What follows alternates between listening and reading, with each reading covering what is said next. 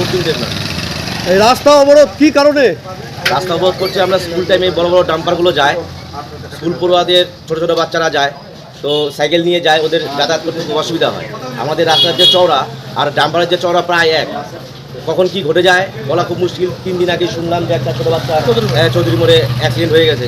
তো যাই হোক, ওটা ঠিকঠাক এখন বেশি কিছু হয়নি, তো বেশি কিছু হতেও পারে।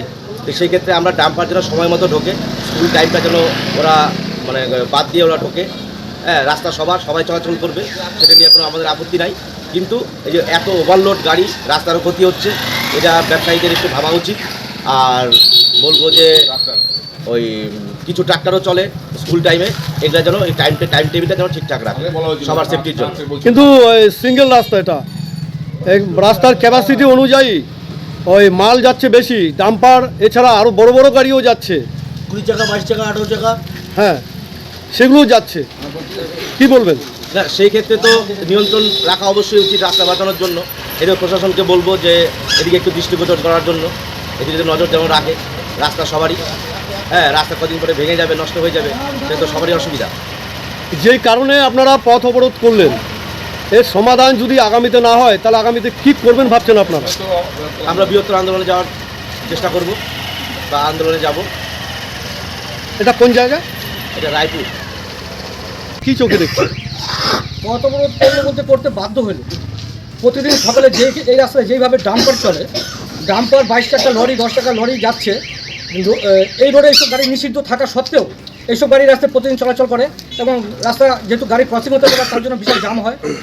গতকালের যে একটা ঘটনা, মাতৃপরীক্ষা চলছে, ছাত্রছাত্রীরা যেতে পারছিল না, আমাদের পাড়ার ছেলেরা, সাথে আমিও ছিলাম, আমরা কয়েকজন মিলে সেই ছাত্রছাত্রীকে অন্য রাস্তায় ঘুরে নিয়ে স্কুলে পৌঁছানোর ব্যবস্থা করি। এই যে সিস্টেমটা, এই সিস্টেমের আমি দৃষ্টি আকর্ষণ করছি আপনাদের মাধ্যমে প্রশাসনের কাছে, যাতে স্কুল টাইমে এইসব ওভারলোড গাড়ি, ডাম্পার, বড় বড় গাড়ি এই রাস্তায় চলাচল না করে। এটা আমি প্রশাসনের কাছে আপনাদের মাধ্যমে আমার দৃষ্টি আকর্ষণ করলাম। তবে এই রাস্তা দিয়ে কিছুদিন আগে কত বছর ট্রাক্টরের জন্য বালু দিয়ে এভাবে নিয়ে যায়, মাটি নিয়ে যায়, তখন পুলিশ এসে তাদেরকে বলছিল স্কুল টাইমে কোনো গাড়ি চলবে না। কিন্তু কিছুদিন যখন আমরা আবার দেখতে পাচ্ছি সেই সব গাড়ি রীতিমতো চলছে। তাই আমি প্রশাসনকে অনুরোধ করছি, আপনারা একটু সিস্টেম করুন যাতে দিনের বেলা এইসব গাড়ি না চলে। যারা ব্যবসা করছে, ব্যবসায়ীরা, যারা কনস্ট্রাকশনের মালিক, তাদের কাছে আমাদের একটা অনুরোধ, আপনারা দিনের বেলা এইসব গাড়ি এই রোডে ঢুকাবেন না, রাত্রিবেলা গাড়ি চলুক, তাতে আমাদের কারোর কোনো আপত্তি নাই। এই দিনে এই স্কুল টাইমে বেশি করে দেখতে হবে যাতে জামটা না লাগে। ইতিমধ্যে আমরা দেখতে পাচ্ছি পরপর 3টে ডাম্পার এখানে আটকানো আছে, এটা হয়তো পেছনে আরও আছে। এই 3টা তো মাত্র সামান্য, প্রতিদিন জিয়ারে ডাম্পার চলে, হিসাব করতে হলে একটা লোক রাখতে হবে, কাগজ কলম দিয়ে কটা ডাম্পার চলছে রাস্তা। কিন্তু ডাম্পার চলার রাস্তা তো এটা না। না, সরকারি নির্দেশ আছে যে এই পকেট রোডে বড় গাড়ি চলবে না, ডাম্পার না, শুধু বড় গাড়ি চলার একেবারে নিষিদ্ধ আছে। তা সত্ত্বেও গাড়িটা ঢুকছে কী করে, প্রশাসনের দৃষ্টি আকর্ষণ করছে না কেন, এটা আমি বুঝতে পারছি না। তা আপনারা কি এই বিষয়ে লিখিত জানাবেন? আমরা এখন আগে দেখছি, আমরা একটু আলোচনা করে নিই, তারপরে প্রশাসনের কাছে যাবো আমরা, যাতে একটা সিস্টেম করা হয় রাস্তায় গাড়ি চলার।